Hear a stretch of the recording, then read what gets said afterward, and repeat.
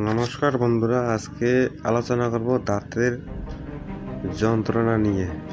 দাঁতে অনেক সময় যন্ত্রণা হলে খুবই দুঃখজনক আর খুবই কষ্ট, এমনকি মাথা মাথাও নষ্ট হয়ে যেতে পারে।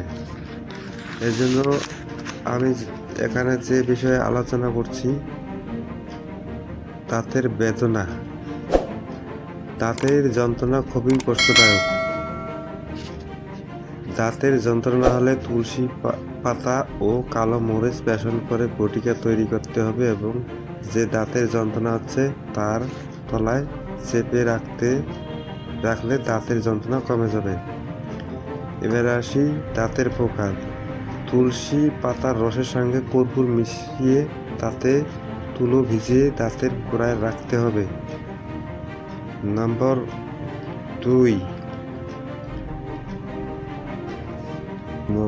2 অনেকের আছে পাথরি।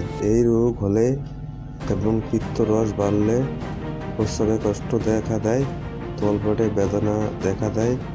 এই রোগ হলে রোগীকে এমনভাবে বসাতে হবে যে রোগীর নিম্ন অঙ্গ কোমর থেকে নিচুভাবে থাকে। এবারে তুলসী মঞ্জুরি খাত তৈরি করার জন্য আছে বসাতে হবে।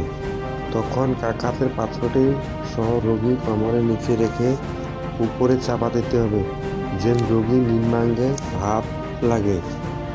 ভাপ যেমন মূত্রেন্দ্রিয় উপরে ছড়িয়ে পড়ে, সেই রকম পাথরি গলে পিচ্ছল হয়ে মূত্রদ্বার দিয়ে বেরিয়ে যাবে। বিনা অস্ত্রোপচারে এই প্রয়োগ সাহায্য পাথর বেরিয়ে যায়।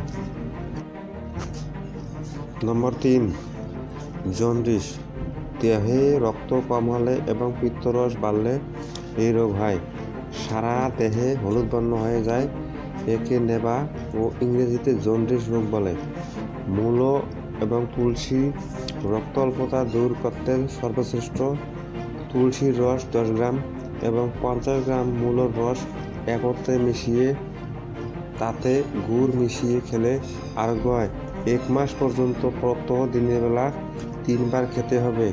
তুলসী পাতা 3 গ্রাম, পুনর্বার মূল 3 গ্রাম, দুটি একত্রে পেষণ করে 50 গ্রাম জলে গুলে সেবন করতে হবে। দেহে রক্ত অল্পতার জন্য হলদে বর্ণ হলে তা দূর হবে, রোগী সুস্থ হবে। নমস্কার, এই ছিল আজকের ভিডিও। আপনারা যারা আমার চ্যানেলটি সাবস্ক্রাইব করেননি, অবশ্যই সাবস্ক্রাইব করে রাখুন, যাতে পরবর্তী ভিডিও বানালে আপনাদের কাছে নোটিফিকেশন সহজেই পৌঁছে যেতে পারে। ধন্যবাদ আপনাদের সবাইকে। নমস্কার, এই ছিল আজকের ভিডিও।